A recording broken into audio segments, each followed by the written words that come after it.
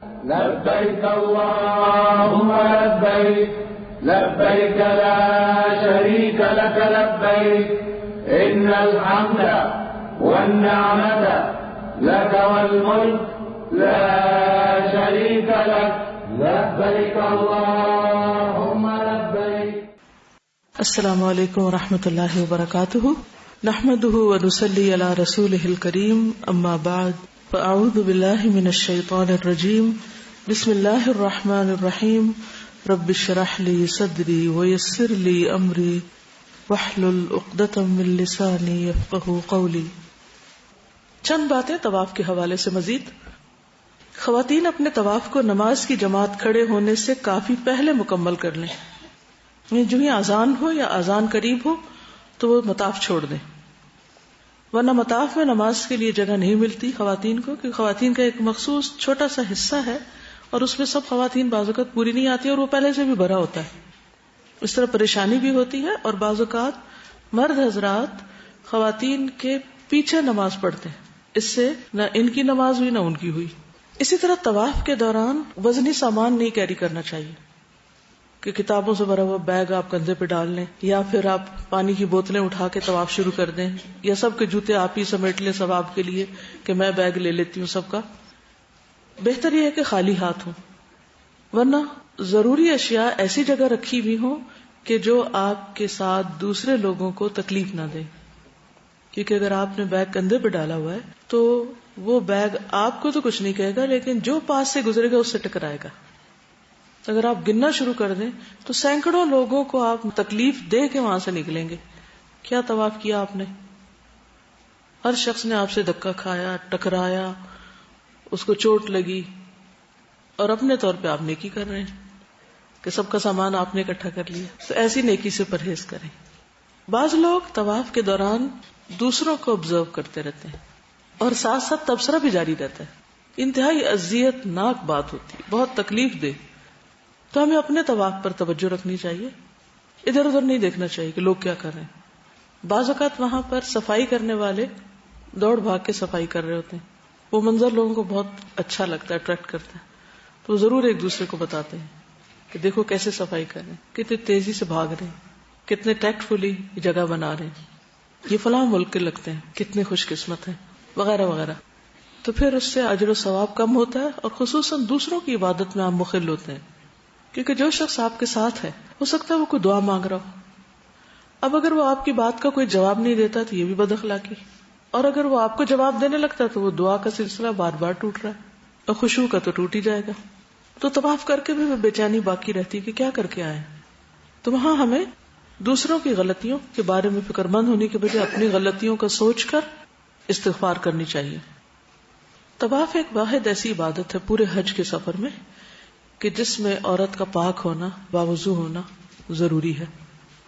اس لیے بعض خواتین اس میں دوا کا استعمال کرنا چاہتی ہیں کہ جس کی وجہ سے وہ حج کے سارے سفر میں پاک رہ سکیں، پیریڈز وغیرہ نہ ہوں.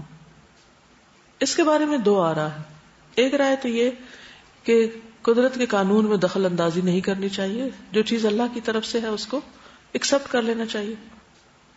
دوسری رائے یہ کہ اگر کوئی اس سے فائدہ اٹھانا چاہتا ہے تو فائدہ اٹھا لے.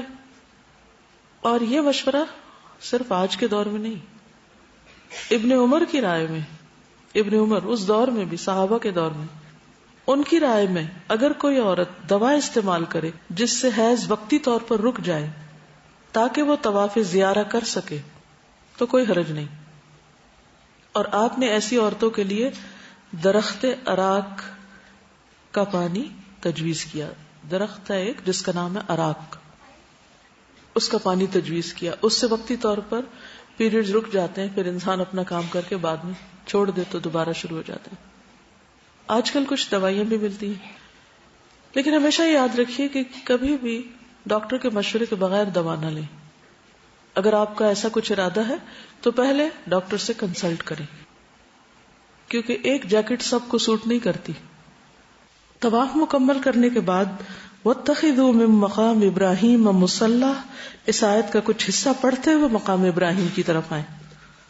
یعنی اس آیت کو بھی ساتھ پڑھنا چاہیے. جب طواف کے ساتھ چکر مکمل ہو گئے اور اس کے بعد آپ مقام ابراہیم کی طرف آ رہے ہیں تو یہ آیت پڑھیے. جابر بن عبداللہ سے مروی ہے کہ رسول اللہ صلی اللہ علیہ وسلم طواف کرنے کے بعد مقام ابراہیم کی طرف آئے اور یہ آیت پڑھی واتخذوا من مقام ابراہیم مصلی. تو نبی صلی اللہ علیہ وسلم کا فرمان بھی ہے اور پھر آپ صلی اللہ علیہ وسلم کا عمل بھی ہے.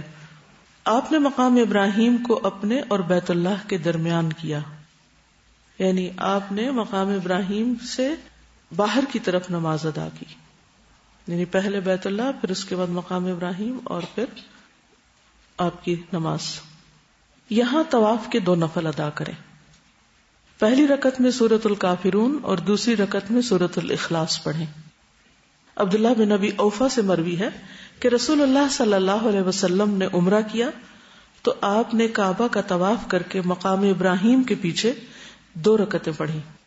صحیح مسلم کی روایت سے ان 2 رکعتوں میں قرآن مجید کی جو 2 سورتیں بتائی گئی ہیں ان کے پڑھنے کا ذکر ملتا ہے. کیا اس جگہ پر ہی 2 رکعتیں پڑھنی چاہیے؟ کیا لوگ آپ کے سر کے اوپر سے پھیلائیں گے؟ کہاں پڑھ سکتے ہیں؟ اور گھر آ کے، پاکستان واپس آ کے، کہ وہاں بہت رش تھا اس لیے میں گھر آ کے پڑھ رہی ہوں. مسجد الحرام کے اندر ہی کسی بھی جگہ، جہاں بھی جگہ ملے وہاں پڑھ لیں. راستوں میں کھڑے ہو کر لوگوں کے لیے اذیت کا باعث نہ بنے، یعنی چند سیڑھیاں چڑھ کے عورتوں کے حصے میں نماز ادا کریں تاکہ آپ سکون سے نماز پڑھ سکیں، سکون سے دعائیں مانگ سکیں.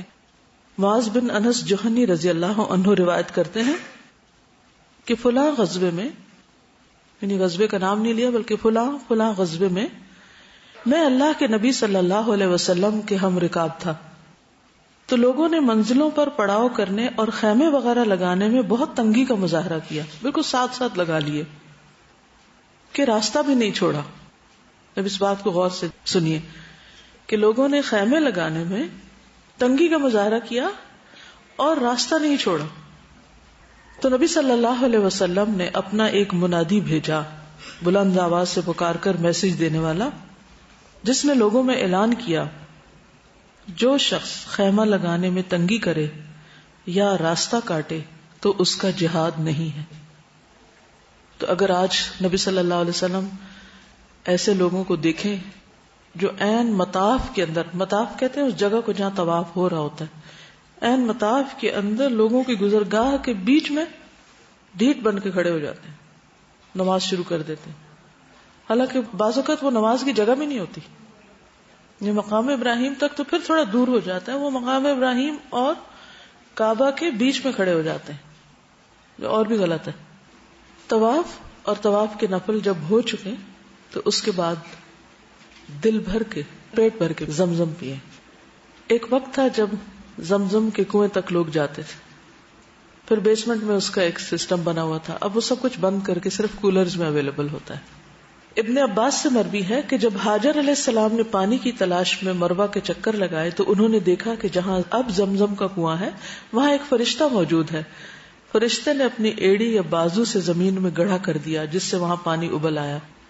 حاجر علیہ السلام نے خود پانی پیا اور اپنے بیٹے کو اپنا دودھ پلایا، یعنی خود زمزم پیا اور پھر بیٹے کو دودھ پلایا. صحیح بخاری کی روایت ہے. صحیح حدیث میں آتا ہے روئے زمین پر سب سے بہترین پانی زمزم ہے. صحیح مسلم میں آتا ہے یہ پانی بابرکت ہے اور کھانے والے کا کھانا بھی ہے، یعنی اگر کسی شخص کو کھانا نہ ملے تو وہ صرف زمزم پر جی سکتا ہے. اتنا طاقتور پانی، اتنے منرلز ہیں اس میں کہ انسان کی ضروریات پوری ہو جاتی ہیں. حضرت ابو ذر کے بارے میں آتا ہے نا کہ وہ کئی دن تک کعبہ کے غلاف کے ساتھ چھپ کر رہے تھے نبی صلی اللہ علیہ وسلم سے جب ملاقات کے لیے آئے تھے، جب انہوں نے اسلام قبول کیا تھا. وہ زمزم پر اکتفا کرتے رہے. ابن القیم کے بارے میں بھی آتا ہے کہ وہ مکہ میں بیمار ہو گئے اور کسی طرح سے انہیں علاج موافق نہیں آ رہا تھا، تو انہوں نے صرف زمزم ہی پینا شروع کر دیا اور اس سے اللہ تعالیٰ نے ان کو صحت یاب کی. زمزم میں نبی صلی اللہ علیہ وسلم کا لعاب بھی شامل ہے. ابن عباس کہتے ہیں کہ ایک مرتبہ نبی صلی اللہ علیہ وسلم زمزم پر تشریف لائے، ہم نے ایک ڈول پانی کھینچ کے نکالا، آپ نے اسے نوش فرمایا، اس ڈول میں کلی کی، پھر ہم نے ڈول زمزم میں واپس ڈال دیا، کنویں میں. یعنی عبداللہ بن عباس فرماتے ہیں کہ ہم زمزم کو شبع، سیر کرنے والا یعنی پیٹ بھرنے والا کہتے، اور ہم اپنے اور اہل و عیال کے لیے اس کو بہترین معاون پاتے، خود بھی پیتے گھر والوں کو بھی پلاتے۔ بیماریوں سے شفا بھی ہے۔ نبی صلی اللہ علیہ وسلم نے فرمایا روئے زمین پر سب سے بہترین پانی زمزم ہے، یہ کھانے کا کھانا ہے اور بیماری سے شفا ہے، تو شفا کی نیت سے بھی اس کو پینا چاہیے۔ بخار کا علاج بھی ہے۔ فرمایا بخار جہنم کی گرمی کے اثر سے ہوتا ہے، اس لیے اسے زمزم سے ٹھنڈا کیا کرو۔ تو نیکسٹ ٹائم کسی کو بخار ہو تو زمزم اگر گھر میں ہو تو اس کی اسپرنکل کریں یا پھر اس کی پٹیاں گیلی کر کے، اور زیادہ ہو تو نہا بھی لیں۔ زمزم پینے سے پہلے دعا مانگے۔ نبی صلی اللہ علیہ وسلم نے فرمایا ماء زمزم لما شرب لہ، زمزم کا پانی اس مقصد کے لیے جس کے لیے پیا جاتا ہے، یعنی جو نیت رکھ کے آپ پیتے ہیں وہ نیت ایک طرح سے دعا ہوتی ہے اور وہ قبول ہوتی۔ خطیب بغدادی کے بارے میں آتا ہے کہ انہوں نے 3 دعائیں مانگی تھی اور تینوں قبول ہوئی۔ تاریخ بغداد لکھنے کی کہ جیسی کسی اور نے نہ لکھی ہو، جامع بغداد میں پڑھانے کی، اور بشر حافی کے پہلو میں دفن ہونے کی۔ تو کہتے ہیں کہ ان کی تینوں دعائیں پوری ہو گئی تھی۔ وہاں ہر مقام یہ قبولیت کا مقام ہے ایک طرح سے۔ زمزم کھڑے ہو کر پیئے۔ عبداللہ بن عباس کہتے ہیں میں نے رسول اللہ صلی اللہ علیہ وسلم کو زمزم کا پانی پلایا، آپ نے کھڑے ہو کر پانی پیا، لیکن اگر کوئی بیٹھ کر پی رہا ہے تو اس کی ممانعت نہیں ہے۔ پانی پینے کے علاوہ سر پر بھی بہائیں۔ جابر کہتے ہیں نبی صلی اللہ علیہ وسلم طواف کے بعد زمزم کے کنویں پہ گئے، اس کا پانی پیا اور سر مبارک پر بھی ڈالا، غصہ وغیرہ کم ہو جاتا۔ پھر زمزم سے وضو کرنا، بعض لوگوں کا خیال ہوتا ہے نا پاک پانی یا مبارک پانی تو اس کی توہین نہ ہو اگر ہم اس سے وضو کریں یا نہائیں تو۔ جابر بیان کرتے ہیں کہ نبی صلی اللہ علیہ وسلم نے ڈول میں زمزم منگوایا، آپ نے اس میں سے پیا اور وضو کیا۔ دوسروں کو زمزم پلانا۔ رسول اللہ صلی اللہ علیہ وسلم بنو عبد المطلب کے پاس آئے، وہ لوگ چاہے زمزم یعنی چاہ کا مطلب ہے کنواں، زمزم کے کنویں پر پانی پلا رہے تھے۔ آپ نے فرمایا اے بنی عبد المطلب پانی نکالو، اگر یہ اندیشہ نہ ہوتا کہ لوگ تمہارے اس پانی پلانے میں تم پر غالب آ جائیں گے تو میں بھی تمہارے ساتھ پانی نکالتا۔ تو انہوں نے نبی صلی اللہ علیہ وسلم کو ایک ڈول دیا اور آپ نے اس سے پانی نوش فرمایا، خود نہیں پلایا۔ کیوں؟ پھر ہر شخص کیا چاہتا کہ آپ کے ہاتھ سے پیے۔ مسافروں اور نئے آنے والوں کو مقدم رکھنا۔ نبی صلی اللہ علیہ وسلم نے فرمایا ابن السبیل اول شارب یعنی من زمزم، جو مسافر ہے وہ زمزم پینے والوں میں سب سے پہلے ہے۔ ویسے تو وہاں کے لوکل اور باہر کے لوگ برابر ہیں، لیکن زمزم پینے میں ان کو پریفرنس دی جائے کیونکہ لوکلز تو پیتے ہی رہتے ہیں اس کو۔ زمزم ساتھ لے کر آنا۔ عائشہ رضی اللہ تعالی عنہا سے مروی ہے کہ وہ اپنے ساتھ زمزم اٹھا کر لے جاتی تھی، فرماتی تھی کہ رسول اللہ صلی اللہ علیہ وسلم بھی برتنوں اور مشکیزوں میں زمزم کا پانی لے جاتے تھے اور مریضوں پر ڈالتے اور ان کو پلاتے تھے، خود ہی نہیں پی جاتے تھے، اوروں کو بھی دیتے تھے۔ سلسلہ صحیحہ۔ زمزم کا تحفہ منگوانا، کسی سے فرمائش بھی کر سکتے ہیں۔ ابو زبیر کہتے ہیں کہ ہم جابر کے پاس باتیں کر رہے تھے تو عصر کی نماز کا وقت آ گیا۔ انہوں نے ہمیں ایک ہی کپڑے میں نماز پڑھائی جو انہوں نے گردن کے پیچھے باندھا ہوا تھا، اور ان کی چادر پاس ہی پڑی تھی۔ پھر ان کے پاس زمزم کے پانی میں سے پانی لایا گیا، انہوں نے اسے 2 بار پیا۔ لوگوں نے پوچھا یہ کیا ہے؟ انہوں نے کہا زمزم۔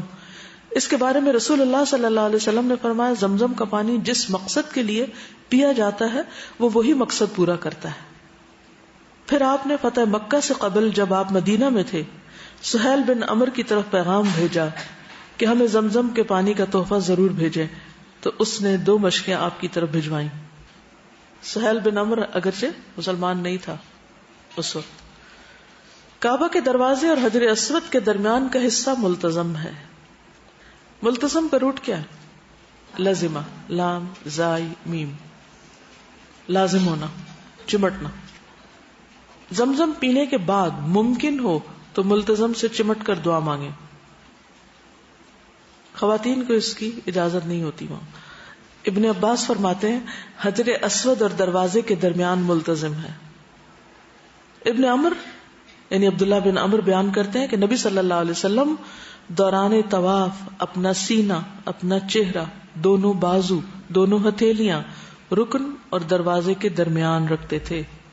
رکن یعنی حجر اسود، اور جو دروازہ ہے اس کے درمیان یعنی نیچے ساتھ چمٹتے تھے، اسی لیے اس کا نام بھی ملتزم.